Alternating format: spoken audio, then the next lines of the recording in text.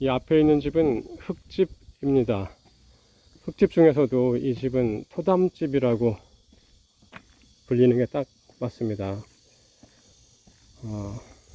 보통 구옥들을 보면 나무 틀에 흙 벽돌을 쌓거나 흙을 발라서 집 벽체를 이루었는데요. 이 집은 순수하게 흙 벽돌만 쌓고 그 위에 미장을 했습니다. 그러니까 나무 틀이 없는 집이죠.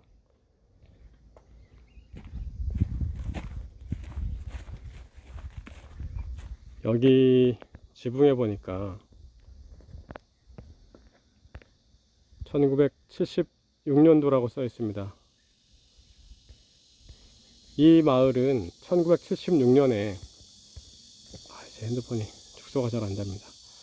이 마을은 1976년에 전체적으로 다 지붕 개량 사업을 했어요. 박정희 정권 때 새마을 운동이 있었죠. 그래서 지금 보이는 슬레이트 지붕이 그때 바꾼 슬레이트 지붕이 지금까지 있는 겁니다.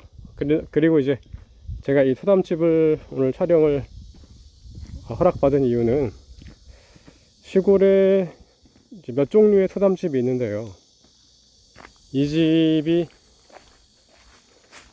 그래도 이제 이 벽체가 이 벽체 안에가 나무가 없어요. 그냥 순수하게 흙벽돌이에요. 그리고 위에 석가래가 있죠. 흙벽돌로 벽을 지탱하고요. 여기도 나무 틀이 없어요. 그냥 흙을 쌓아 올린 후에 거기에 지붕을 얹은 형태입니다.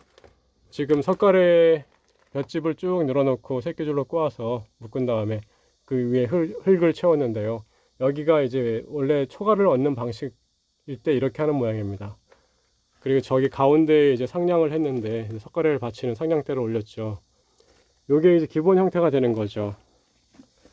여기는 소 밥통이고요. 요 방은 이제 소가 사는 방이었습니다. 기단이 엄청 낮죠. 그래도 이 집은 축축하지 않다고 하네요. 이 남향집이라서 그럴 겁니다. 잠시 문을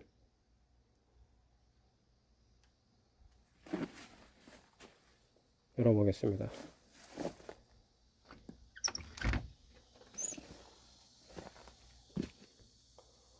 할머니도 아이들도 함께 살았던 방이라고 합니다.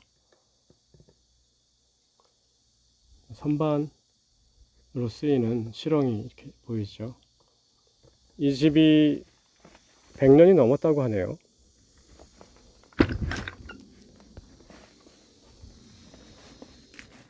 여기가 아궁이가 있던 자리라고 합니다. 여기는 이제 솥을 떼서 다른 데서 이제 솥을 사용하고 있고요. 지금도 아궁이에 여기 불을 지피면 집이 뜨끈뜨끈하다고 하네요. 여기는 아마 농기구들을 놓았던 자리인 것 같습니다. 여기 석가래를 받치기 위한 기둥하고 여기 도리가 있죠. 이것도 상량대라고 해야 되나요? 도리가 있는데 원래 여기까지는 이제 어느 집이나 있죠. 그러니까 이제 요 도리가 없이 그냥 흙 위에다가 석가래만 얹어진 형태가 이제 가장 기본적인 토담집이 되는 거죠. 이것도 발전적인 토담집이라고 해야 될 겁니다. 제가 토담집이 이제 거의 없는 줄 알고 이 지방을 다녀보니까 의외로 토담집이 많이 남아 있더라고요. 물론 폐가 형태로 남아 있더라고요. 50년, 60년 밖에 안 된 토담집들도 있었습니다. 시골에 사시는 분들은 이제 주변에 있는 흙을 이용해서 그냥 담을 쌓아서 흙 벽돌을 착착 올려서 집을 지었는데요. 여기도 이제 이 부분이 이제 나무 틀이 들어가야 될 자리인데 틀이 안 들어가고 그냥 흙만 쌓아 올린 거죠. 그리고 이제 이 부분이 지붕을 밖으로 내기 위해서 기둥이 필요한 겁니다. 지붕을 멀리 내야지 비를 안 맞고 또 마루 위에도 앉을 수 있고 그러니까요.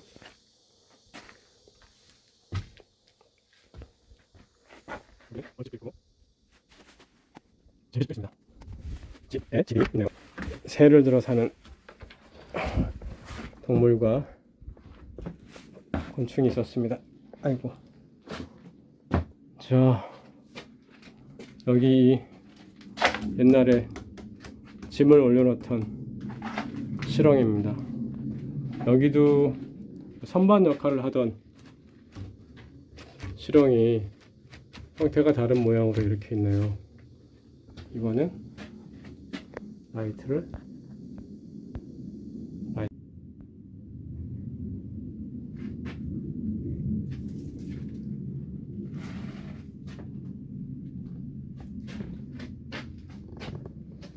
자, 아이쿠.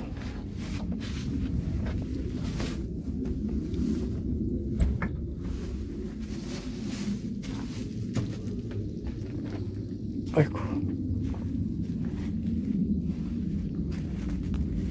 그러니까 황토로 바른 집이라고, 황토로 벽돌을 만들어 쌓아 올린 집이라고 해서 다 토담집이 되지는 않습니다. 나무 틀이 있는 집을 토담집이라고 하지는 않거든요. 이 집이 이제 나무 틀이, 엄밀히 말해서 나무 틀이 없는 집이죠. 이 집 안방으로 좀 들어가 보겠습니다.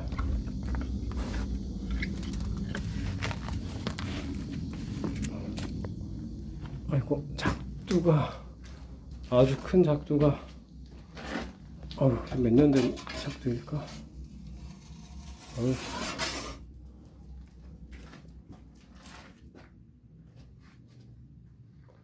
여기는 이제 실ong이 두 개가 있네요. 어쩌면 100년이 넘었을 실ong인지도 모릅니다. 이 집은 100년이 넘었다고 하더라고요.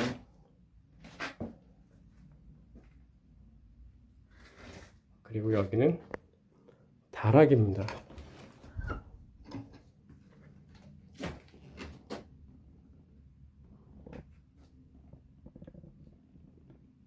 저기 숨구멍도 있고요.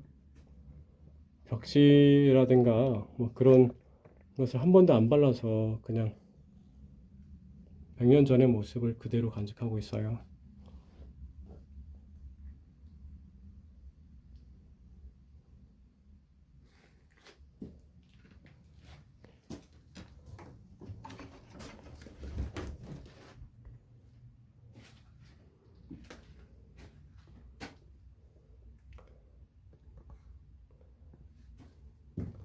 옛날 사람들은 꼭 부적을 많이 사용했죠. 부적을 사용하던 세대는 이제 거의 많이 돌아가셔서 요즘 그 산을 다니다 보면은 비어있는 절들 또는 큰 절인데 거기 수행하는 스님이 한 분밖에 없는 이런 절들도 봤습니다. 점점 늘어나는 추세죠. 비어있는 절들이. 세대가 바뀐 겁니다.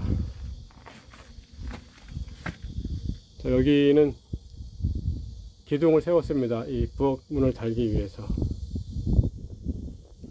이 부엌문을 보면은 이 아래가 안 맞아요. 이런 문이 더 재밌죠. 반듯한 것보다. 여기 남매가 서 있는 것 같습니다. 그 빗장문을 열고 이렇게 하면요. 네, 부엌으로 들어갑니다. 자, 와, 여기도 부엌 실ong이 있고요.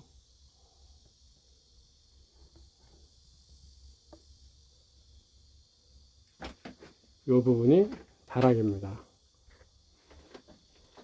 다락을 만드는 나무는 이렇게 오래돼서 아마 휘었겠죠. 처음부터 이렇게 휘지는 않았을 거예요. 그렇죠?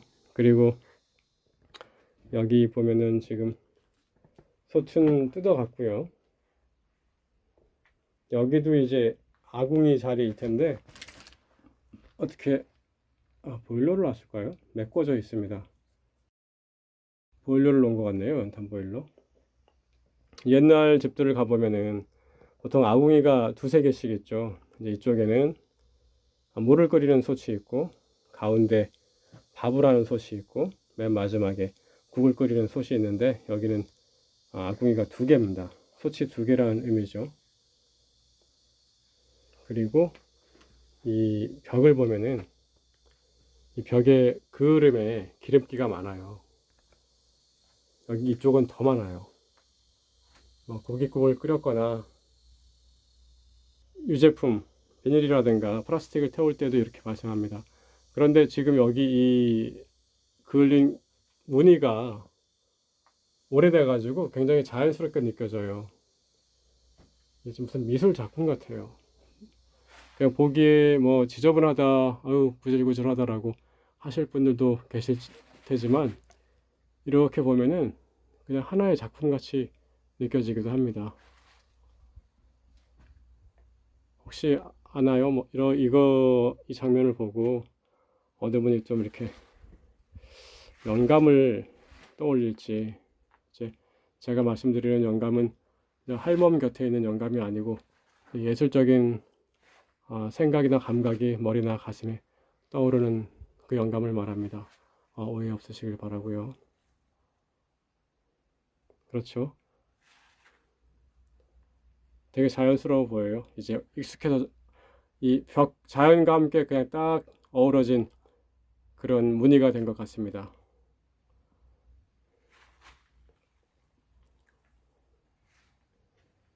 밖으로 나가 보겠습니다.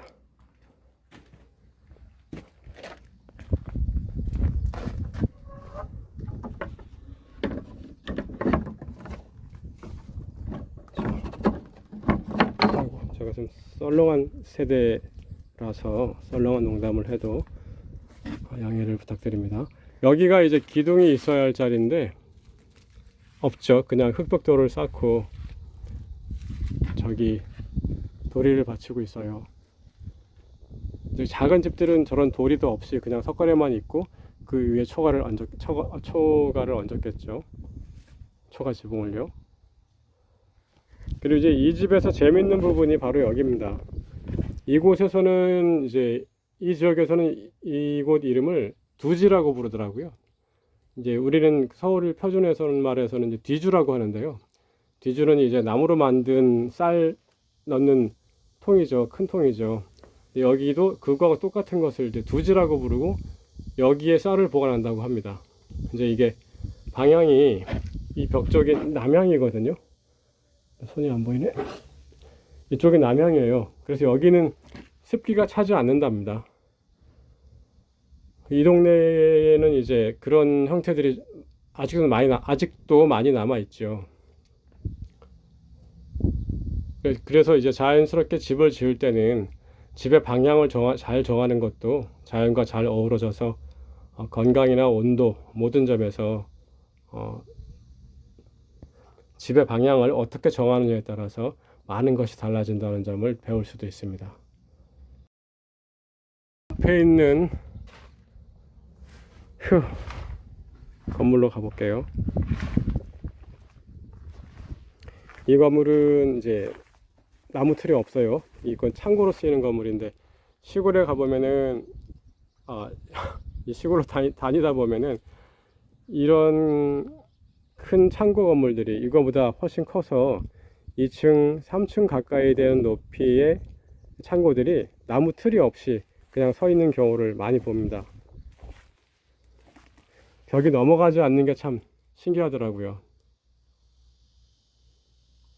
여기 이 창고는 그 고추를 말리던 창고랍니다. 여기 저 나무 틀에 사다리 같이 생긴 나무 틀에 고추를 걸어 놓고 밑에 연탄불을 피워서 고추를 말리곤 했답니다.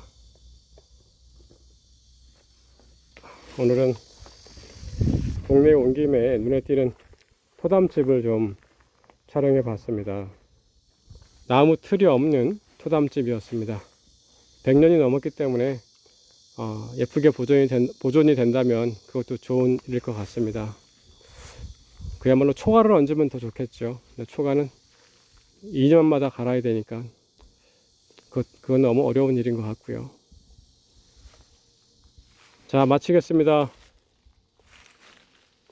여기는 사곡리입니다.